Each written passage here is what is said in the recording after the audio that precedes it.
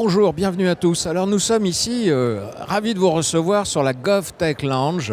Nous sommes à Vivatech et pendant ces 3 jours de Vivatech, nous allons parler innovation, bien sûr usage des technologies au service du service public. Et parmi ces usages, parmi ces technologies, il en est une moins connue ou moins comprise que d'autres. Il s'agit de la blockchain. Alors, pour que nous puissions tous mieux comprendre de quoi il s'agit, et puis comprendre par aussi l'usage qu'on peut en faire, ce qu'on peut faire donc de la blockchain, je reçois 2 invités. Je reçois Sébastien Ancenat. Bonjour Monsieur Ancenat. Bonjour. Monsieur Ancenat, vous êtes vice-président en charge de l'innovation secteur public chez CGI, et ça tombe bien puisque ce sont les 2 termes que je viens d'employer dans la présentation, secteur public et innovation. Et puis Philippe Devost. Bonjour Monsieur Devost. Bonjour Monsieur. Monsieur Devost, vous êtes senior advisor de Smart Bay City, on va dire Smart Bay pendant cette conversation, parce que ça sera une conversation. Votre entreprise rend des services en matière de blockchain, et sans doute d'autres choses vous allez nous expliquer, plutôt vers les collectivités. Donc bien sûr vous allez nous expliquer vous aussi votre vision, nous présenter votre vision de la blockchain, mais aussi nous faire comprendre ce que les collectivités peuvent en faire. Alors première question messieurs, vous n'y coupez pas. Vous avez 1 minute chacun. Faites-nous comprendre en mots très simples ce qu'est la blockchain. Qui veut commencer ? Je peux commencer. La blockchain, en fait, c'est un système distribué. C'est une base de données distribuée qui permet de construire par consensus et avec des contrats intelligents une succession de données. En gros, ça permet de dire qui fait quoi, à quel moment et de manière fiable et sécurisée. Et la blockchain, elle a la réputation d'être infalsifiable, donc du coup c'est... Voilà, c'est le mot que j'attendais, c'est infalsifiable, c'est ça. Alors ça, c'est votre définition de la blockchain. Et vous, Monsieur Devost ? Comme dans les chiffres et les lettres, je dirais pas mieux. Voilà.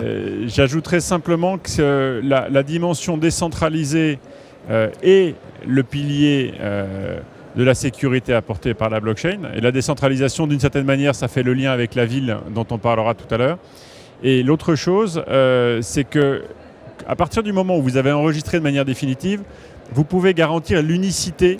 Non, monsieur, si vous pouviez ne pas passer devant les caméras. Vous pouvez garantir l'unicité de ce qui a été échangé ou de ce qui a été validé. Et en ne comptant pas la même chose 2 fois, vous ouvrez un champ immense à un tas d'applications sur lesquelles on reviendra, je l'espère.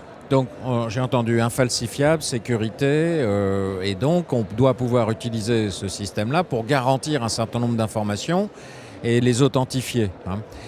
Vous avez réalisé pour le gouvernement flamand une opération justement, vous avez mis en place un système qui permet, c'est un service rendu aux acteurs économiques plutôt. Expliquez-nous en quoi ce système est innovant et comment il a utilisé la technologie de la blockchain. Oui, donc par rapport au gouvernement flamand, on a mis en place un système à destination des entrepreneurs et des entreprises qui permet de gérer les données et l'identité des entreprises et des entrepreneurs de manière autonome. La blockchain, qu'est-ce qu'elle a apporté dans ce projet ? C'est le fait de dire que tous les acteurs peuvent déposer leurs données, ils peuvent les échanger de manière certifiée. Du coup, ça a été initiateur d'un projet de simplification administrative ultime, puisque du coup, on arrive à une donnée autogérée, fiable, et là où les entreprises et les entrepreneurs passaient beaucoup de temps à réunir ces données, à trouver la source de données et à les échanger, là, c'est le réseau blockchain qui s'appelle Validata qui les garantit. Alors, mais quand on rentre une donnée dans ce réseau, il n'y a pas un point quand même de contrôle de la validité de la donnée? Parce que si vous dites qu'elle est infalsifiable, certes, mais si elle est fausse au départ, ou non vérifiée, donc le système va garantir une donnée fausse? Potentiellement, la donnée peut être fausse. Ça, c'est un gros débat sur la blockchain. C'est-à-dire que le système, lui, va garantir la donnée, l'authenticité de la donnée. Après, il y a tout un consensus qui se crée pour valider les données. Et normalement, les gens doivent corriger leurs données. Sinon, on a une donnée infalsifiable, certifiée, mais qui n'est pas la bonne. Monsieur Devost, vous vouliez compléter ça sur ce point. En fait, la blockchain, c'est le revers de la médaille en quelque sorte. C'est qu'il y a cette garantie d'infalsification, mais qui doit reposer sur une vraie authentification au départ de la validité de la donnée. Elle repose en effet sur le consensus des participants au réseau, sur la la réalité de l'inscription qui a été faite. Mais encore une fois, ce que je disais tout à l'heure, c'est que une des propriétés très intéressantes, c'est que la donnée qui est inscrite ne l'est qu'une fois et ne peut pas être rejouée 2 fois. C'est cette fameuse analogie de la double dépense qu'on évite, c'est le fait que si je vous tends un billet de 10 €, je vous tends un billet unique et non pas une copie de ce qui reste dans ma poche, etc. Et dans le cas de la Smart City, ce qui est très important, c'est quand vous voulez mesurer le comportement des habitants d'une ville, quand vous voulez notamment mesurer l'impact de ce comportement sur l'empreinte écologique de la ville, sur la manière de se déplacer des gens par exemple, vous êtes obligé et vous devez être certain que vous ne comptez pas 2 fois des déclarations. Or jusqu'ici, le système repose sur du déclaratif. Ah oui, oui, oui. En fait, ça vous permet d'avoir une vraie photographie de l'ensemble des données sans doublon. Hein ? Exactement. Dès lors que c'est la même donnée qui concerne la même personne, etc. Je reviens quand même un instant sur Validata, hein, cette réalisation que vous avez mis en place pour le gouvernement flamand. Alors, c'est un système d'information à disposition des entreprises et des pouvoirs publics pour interagir entre elles. Ça sert à quoi, in fine ? Alors, oui, c'est bien tous les acteurs, donc c'est le gouvernement flamand au niveau de son territoire qui a mis ce réseau à disposition des entreprises et des entrepreneurs. Ça sert à quoi ? C'est véritablement à gérer quasi en autogestion par le réseau toutes les données administratives autour de l'entreprise et accélérer les processus d'échange avec des données certifiées validées. Donc là, on est vraiment dans l'écosystème qui échange ces données. Et point intéressant, c'est que le gouvernement flamand a joué le jeu de la blockchain, c'est-à-dire qu'il ne s'est pas remis en élément centralisateur, il a pris la position d'être un acteur, un maillon de la chaîne. Ouais. Ce qui est très important dans le côté décentralisé de la blockchain. Oui, dans le partage de l'information, en fait, chaque acteur compte autant que les autres. Tout à fait. C'est ça. Alors, puisque vous avez mis en place ce système pour une administration à l'échelle, le gouvernement flamand, je ne veux pas m'aventurer sur la taille de ce, mais on va dire une grande région belge. Hein, voilà. Quels enseignements vous en tirez ? C'est-à-dire que si vous aviez des conseils à donner, parce que là, on doit partager entre acteurs de cette modernisation de l'État, allez, où est-ce que vous avez eu des problèmes ? À quoi il faut absolument penser ? Et qu'est-ce qui est crucial dans la réussite d'un projet comme celui-là ? Alors, déjà, les premiers enseignements qu'on a tirés, c'est qu'il y a des enjeux au niveau de l'infrastructure à mettre en place. Il faut vraiment trouver le bon maillon. Pourquoi ? Parce que l'infrastructure, c'est un enjeu, mais derrière, c'est le use case qui va compter. C'est ce qu'on va en faire de cette infrastructure. Donc le gouvernement, lui, devait mettre en place l'infrastructure, mais il a fallu accompagner ça avec des structures juridiques aussi pour porter la responsabilité des transactions. Mais tout système d'information peut porter en gros une technologie de blockchain où ça demande des investissements ou des infrastructures extrêmement spécifiques. Alors, les infrastructures sont spécifiques, puisque déjà elles vont être ouvertes, hein, puisque c'est un consortium entre plusieurs acteurs, donc on n'est pas sur un système d'information fermé. Et au niveau des investissements, ce qui va être important, c'est l'initialisation du réseau, et après chaque acteur va potentiellement contribuer à ce réseau et va lui-même devenir un élément de l'infrastructure. Il y a un petit côté wiki dans la mise en place des trucs. Philippe Devos, vous vouliez réagir là quand je parlais d'infrastructure ? Je voulais étendre ce que Sébastien en fait a très bien expliqué, c'est que le seul intérêt de déployer une infrastructure de blockchain par rapport à une infrastructure centralisée, c'est lorsque vous avez un très grand nombre d'intervenants ou de participants qui peuvent du coup se déléguer la confiance les uns aux autres plutôt que d'éviter à avoir à faire des vérifications chacun de son côté. Et donc plus le nombre de participants est grand, plus l'intérêt est grand. Et c'est pour ça que typiquement, lorsque vous vous intéressez à des interactions entre des citoyens, des administrations, des mutuelles ou des sociétés qui interviennent sur un même territoire, là vous avez un enjeu et une opportunité très intéressante parce que vous agrégez un réseau de données dans lequel vous avez un très grand nombre de participants. Alors là, c'est une façon de nous expliquer comment on peut utiliser la blockchain au service des collectivités, puisqu'on est dans cette configuration-là. Beaucoup d'acteurs, si je vous ai bien entendu, chacun est acteur du réseau de blockchain, donc beaucoup d'acteurs émetteurs de données, on va dire les citoyens, les usagers. Et puis aussi pas mal d'acteurs. On parle souvent du millefeuille et de la complexité administrative de nos collectivités. Là aussi, est-ce que ce sont des systèmes qui permettent de partager et de réconcilier tous ces acteurs ? Précisément parce que à partir du moment où tous les acteurs sont d'accord sur le fait que la donnée qu'ils manipulent est unique, parce qu'elle a été garantie et sécurisée comme étant unique, et sur le fait que cette donnée est utile dans toute la chaîne, ils gagnent un temps fou. Ils n'ont pas besoin. Une énorme partie de la paperasserie, du millefeuille administratif que vous décrivez, dépend en fait, quand vous y regardez à deux fois, de vérifications qui sont faites. Et là, vous évitez toute la couche de vérification et de revérification, puisque vous rendez unique et cohérente chacune des données. Mais pour ça, pour aller plus loin, il faut qu'on comprenne où est-ce que ces données ont de la valeur. Et moi, c'est ce dont j'aimerais parler plus tard sur la question de l'impact. Voilà. On évite aussi, là on rejoint ce concept de ne le dites qu'une fois, vous savez, on évite aussi le déclaratif répété, Exactement. Qui fait allusion d'ailleurs à ce que vous disiez tout à l'heure, c'est-à-dire que si on a 2 fois la même information, statistiquement, on peut brouiller les résultats. Voilà. Alors vous vouliez parler de la valeur qu'il faut donner, je vous en prie. L'enjeu, on a vu que la blockchain, c'était un sujet de décentralisation. Les villes et les territoires sont des objets issus de la décentralisation qui comprennent progressivement qu'un de leurs intérêts est de reprendre le contrôle de ce qui se passe localement et de ne pas le laisser à des acteurs qui soient beaucoup plus globaux. Et les citoyens ont ce même intérêt. Les données générées dans la ville, a priori, intéressent essentiellement la ville. La question, c'est comment on les compte et comment on les valorise. Et pour ça, je vais vous prendre un exemple. De plus en plus de villes cherchent à avoir des politiques d'impact dans lesquelles elles incitent les citoyens à modifier leur comportement en vue d'améliorer leur santé, en vue de diminuer la pollution dans la ville, etc. Le grand problème de l'impact, c'est que dans la plupart des cas, il est déclaratif et qu'on ne sait pas du coup le valoriser. Je vais prendre un exemple très simple qui est celui d'une politique incitative à aller au travail en vélo.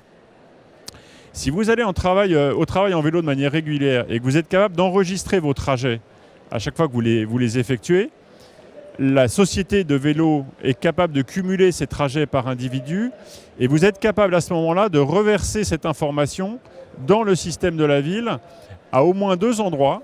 L'obtention pour le salarié d'indemnités kilométriques vélo, et là l'entreprise acceptera de payer ces indemnités parce qu'elle saura que les trajets sont uniques et qu'ils sont garantis par une blockchain administrée par une ville et qu'on a confiance dans une ville. De la même manière, votre mutuelle sera capable d'évaluer le temps de trajet que vous passez à faire du sport et donc sera capable de vous faire des offres. Et enfin, à l'échelle de la ville, vous aurez pu massifier les crédits carbone de manière certaine, en évitant tout risque de triche, et vous serez donc capable de les apporter au marché de la compensation carbone avec une garantie que vous n'apportez les choses qu'une seule fois. Oui, vous faites pas payer, valorisez pas 2 fois le même. Voilà. Et est-ce que l'opérateur des vélos partagés, loués, peut aussi obtenir des informations qui vont lui permettre de disposer la flotte à bon escient ? Alors, ça, c'est une information qu'il a déjà à travers parce le suivi de ses vélos. Il les géolocalise, oui, c'est vrai. Mais en revanche, ce qui est très important, c'est une question qui vient souvent, c'est de se dire, mais alors, est-ce qu'on n'est pas en train de fliquer tous les citoyens ?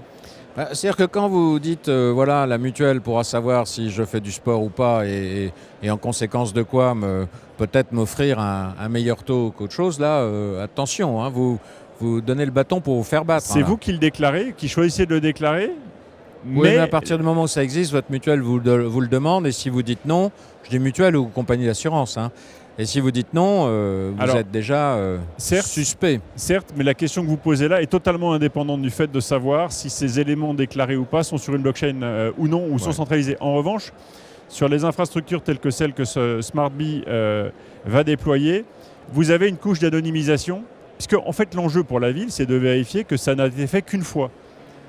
Le fait que ça a été fait par vous n'a pas d'importance. En revanche, il faut être capable de garantir, pour que le citoyen ait confiance, le fait que son usage est complètement déconnecté de son identité. Alors je reviens, c'est la même question que je posais à Sébastien Ansna. Monsieur De Vost, pardon.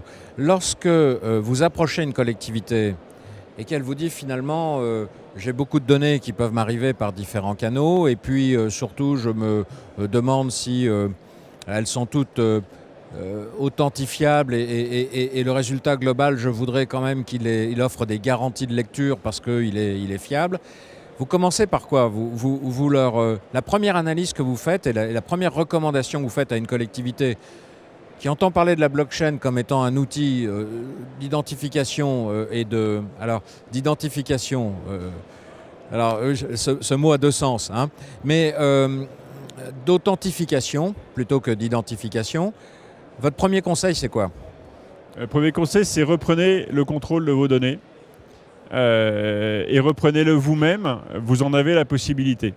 Et le deuxième conseil qu'on leur donne pour les rassurer, c'est le fait que le coût de déploiement de ces infrastructures est beaucoup plus faible que ce qu'on peut imaginer, notamment en raison des technologies qui ont été choisies par SmartBee que Sébastien connaît bien, qui sont les technologies Hyperledger, qui sont extrêmement efficientes pour ça, et très peu consommatrices d'énergie.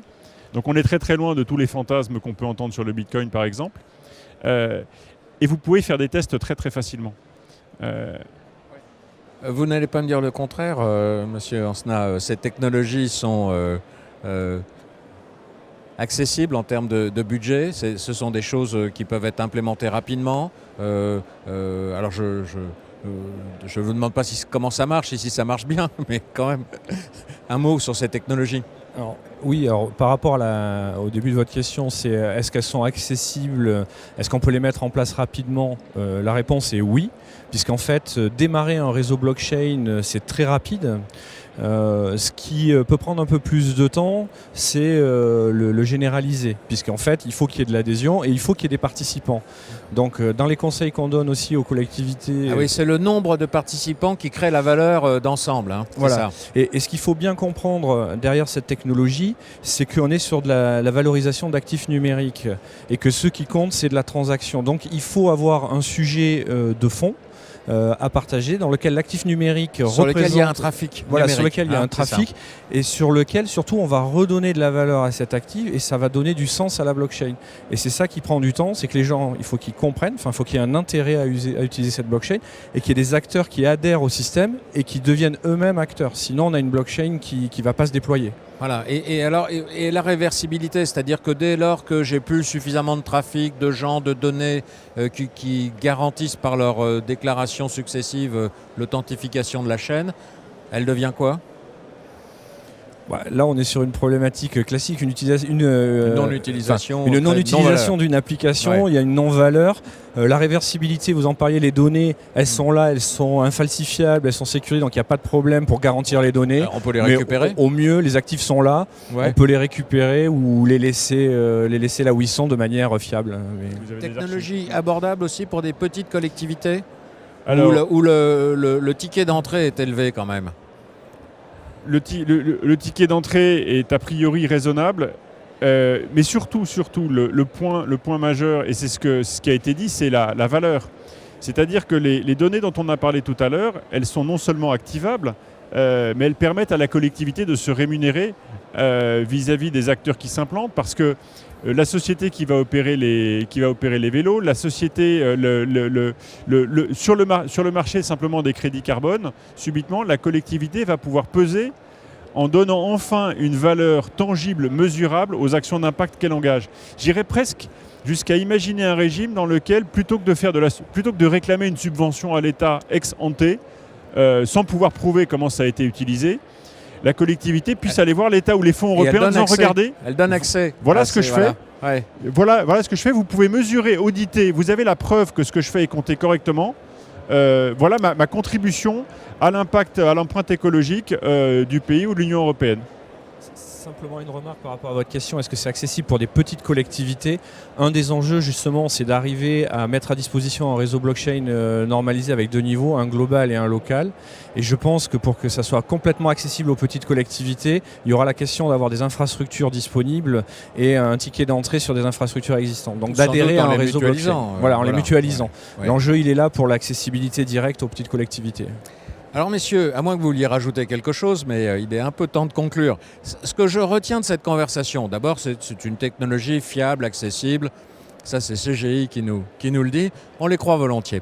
Ensuite c'est aussi un outil de gouvernance parce qu'en ayant comme ça une bonne information garantit, on va dire, eh bien, les dirigeants, et on est très attentif chez Acteurs Publics, puisque c'est la mission d'Acteurs Publics, c'est d'aider, en tant que publication professionnelle, aider les acteurs publics à être plus efficients. Donc voilà un outil de gouvernance, d'aide à la décision, avec une information fiable. Et puis je retiens, Monsieur De Vos, ce que vous venez de nous dire aussi. C'est une façon de communiquer et de montrer, de faire la démonstration indiscutable de l'action, de la réussite ou de l'usage d'une subvention ou de n'importe quelle politique publique mise en œuvre dans la collectivité ou dans un service de l'État, puisqu'on avait cet exemple du gouvernement flamand. Messieurs, je vous remercie. Alors, on a un petit auditoire qui est là. Vous êtes, j'imagine, à leur disposition. On poursuit cette discussion ensemble de façon informelle. À vous tous, je vous dis à tout de suite sur Acteurs Publics TV. Prochaine émission, on reçoit Axel Lemaire.